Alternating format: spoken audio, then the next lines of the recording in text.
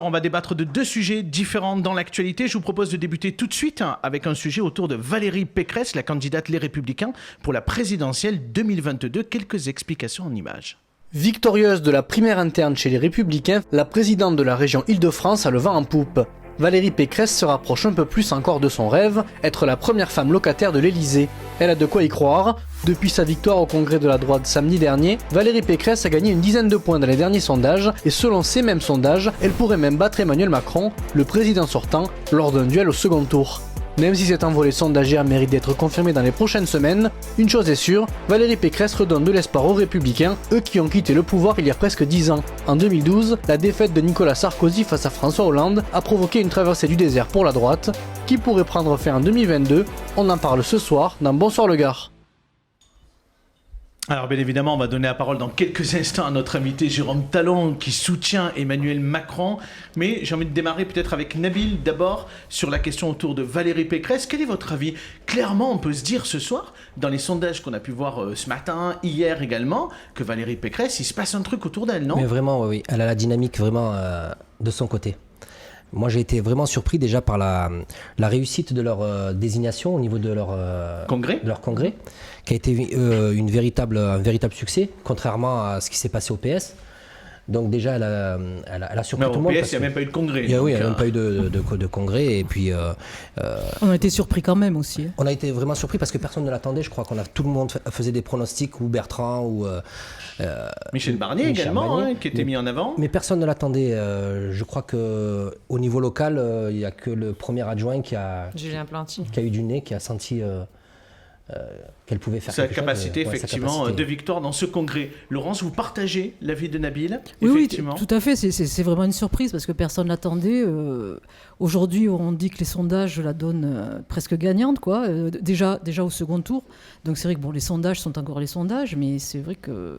Elle crée la surprise. Vraiment. Il y a une vraie dynamique. C'est quoi ? Les Français, ils sont attirés par quoi ? Parce que c'est une femme, déjà, d'abord ? Non, pas que, parce qu'elle a quand même une expérience au niveau donc, de la présidente. Elle est présidente de région. Elle a été ministre aussi. Donc, tous les sujets régaliens, elle a quand même une expérience qui fait qu'elle sait de quoi elle parle. Contrairement à Zemmour ou Marine Le Pen, elle a de l'expérience. Elle a été ministre du budget, d'ailleurs. Tout à fait. Et puis, elle a son bilan d'Île-de-France, qui n'est pas mauvais. Elle a été réélue. Effectivement. Jérôme Talon, votre point de vue, vous êtes inquiet par Valérie Pécresse ou pas ? Est-ce que c'est pas finalement la candidate la plus dangereuse pour Emmanuel Macron ? Je ne sais pas si c'est la plus dangereuse. En tout cas, c'est à mon avis la meilleure candidate pour les LR. Et surtout, ça fait plaisir que les LR se soient réveillés, j'allais dire. Franchement, la ligne Ciotti, ça aurait fait un peu de tâche d'avoir un parti quand même républicain, et son nom il le porte bien, qui se laisse embarquer sur des idées extrémistes.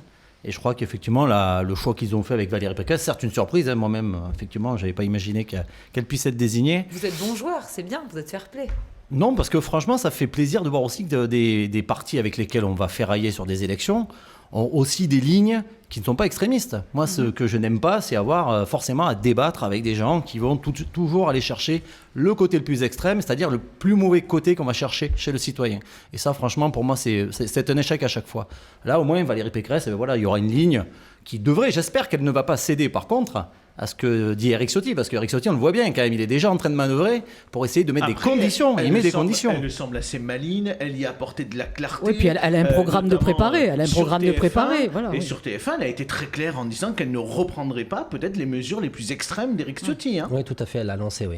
Puis elle arrive avec son programme aussi, elle n'arrive pas sans rien, elle en parle déjà de son programme. Alors on parle beaucoup de son programme d'ailleurs ces dernières heures en disant que c'est un peu recyclé sur le programme de François Fillon, peut-être aussi de Jacques Chirac. Je crois qu'elle a été un peu brocardée par Éric Zemmour, notamment chez Bourdin hier matin, en disant qu'elle va faire finalement un peu le programme de Jacques Chirac, mais comme lui, elle n'appliquera pas ses promesses.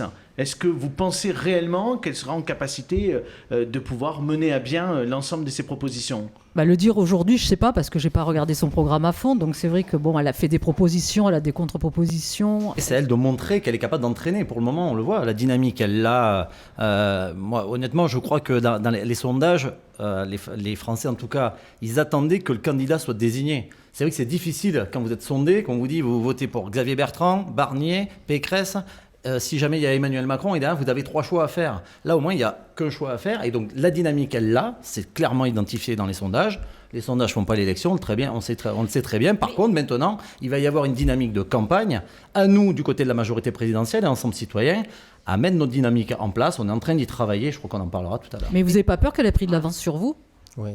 Parce que c'est la première fois qu'un candidat passe devant Emmanuel Macron au second tour. Ça n'était jamais arrivé depuis son élection. Eh bien, peut-être que c'est peut-être une bonne chose aussi. Ça nous permettra peut-être, moi en tout cas... Vous êtes dans l'opposition ? Non, pas d'être dans l'opposition, parce que Emmanuel Macron, s'il est candidat, regagnera la présidentielle. Mais par contre, honnêtement, je pense que ça peut nous aider peut-être à ne pas nous endormir, ça c'est sûr. Il y en a certains qui peut-être se reposent un peu trop sur leur laurier.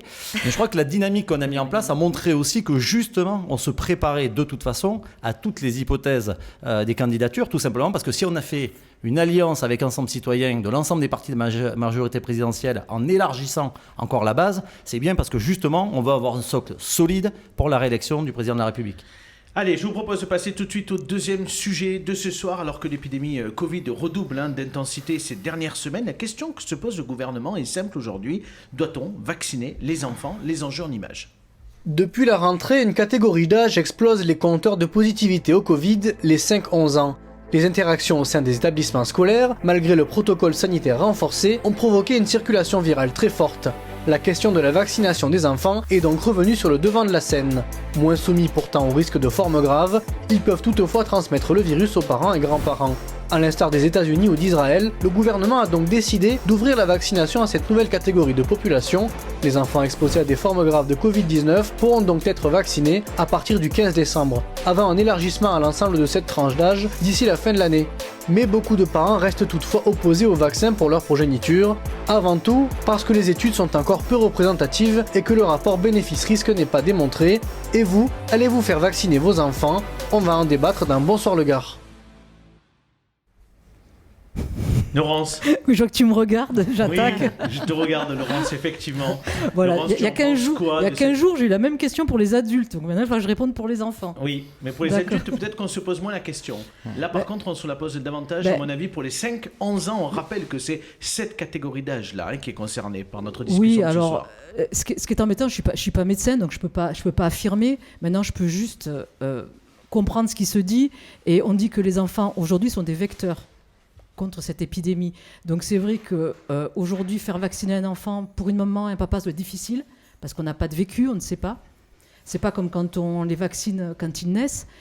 Mais par contre, moi je dis que si on vaccine les enfants, il faut que les adultes soient vaccinés également. Exactement.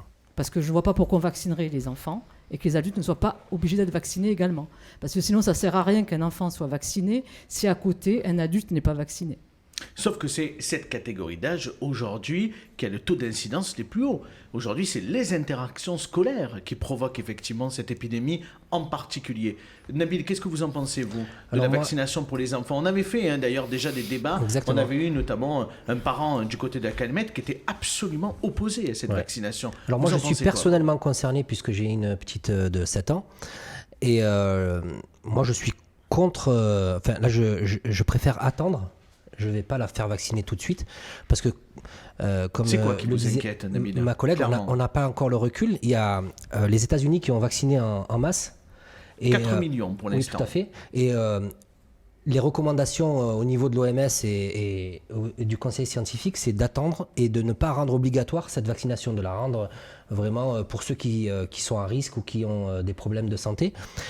Mais ils préfèrent qu'on attende les résultats justement des États-Unis, d'avoir ce retour, et de ne pas perdre la confiance du public en rendant obligatoire cette vaccination, et aussi de ne pas mettre en place un pass sanitaire pour les enfants. Vraiment, ça c'est... En même temps, pour parvenir, et on va donner la parole à Jérôme Talon, pour parvenir à une immunité collective, malheureusement, il va bien falloir passer à un moment donné à la vaccination pour les enfants. Jérôme Talon, qui soutient bien évidemment le gouvernement et qui fait partie de la majorité présidentielle, quel est votre point de vue sur cette question? Je crois qu'on est dans la ligne de la stratégie vaccinale qui a été adoptée depuis le début. C'est plutôt une bonne chose de pouvoir laisser la possibilité de vacciner. Effectivement, je partage le fait de ne pas imposer pour le moment, parce que la haute autorité de santé n'a pas donné encore son avis sur l'obligation ou pas. Donc ça va arriver, bien sûr, mais moi je pense vraiment qu'il faut savoir aussi prendre le temps. Je suis assez d'accord sur ce que vient de dire Nabil Kadri sur le côté ne pas non plus faire peur aux parents. Il faut laisser ce choix-là. Par contre, j'espère que les parents, petit à petit, prendront la décision au fur et à mesure de le faire, parce que la protection, de toute façon, ça l'a montré chez les adultes. C'est très clairement établi que le vaccin a protégé les adultes. Je ne vois pas pourquoi il ne protégerait pas les enfants. Honnêtement, je pense que petit à petit, ça rentrera dans les consciences. L'ouvrir, je pense que c'est une bonne chose. L'imposer, pour le moment, ça serait une erreur.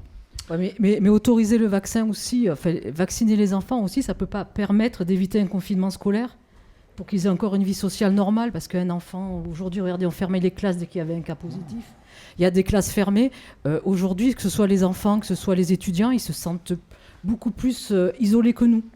Oui, alors par contre, moi je veux bien être clair, moi je suis pour la vaccination. Par contre, je parlais de imposer parce qu'on ne l'a pas imposé pour les adultes pour le moment. Alors certes, on a créé des... C'est une semi-imposition. C'est une semi-imposition. Si je peux développer ce que j'allais dire. Je m'isole ou je vaccine. Mais par contre, effectivement, pour ne pas l'imposer, parce qu'aujourd'hui il y a encore des adultes qui ne sont pas vaccinés, et je vous rappelle qu'il y a encore des professions où il y a des adultes qui ne sont pas vaccinés, et ça pose problème d'ailleurs, dans certaines collectivités, ça peut poser problème. Par contre, la mise en place du pass sanitaire, effectivement, a déjà fait que ça oblige un petit peu plus à aller vers la vaccination. Je suis aussi, pour le moment, opposé à un pass sanitaire pour les enfants, pour le moment, forcément. Ouais. Mais peut-être qu'on y arrivera, parce qu'à l'arrivée, l'objet, il est aussi de limiter la diffusion de cette épidémie. Je crois qu'il ne faut pas se tromper. Ça a déjà coûté très très cher en vie humaine. Ça coûte évidemment très très cher à la société, et donc je pense qu'il faut vraiment prendre toutes les mesures avec l'encadrement, moi, des professionnels de santé. Je ne suis pas médecin, donc c'est pas moi qui vais décider si oui ou non il faut vacciner. Par contre, j'ai confiance dans la médecine.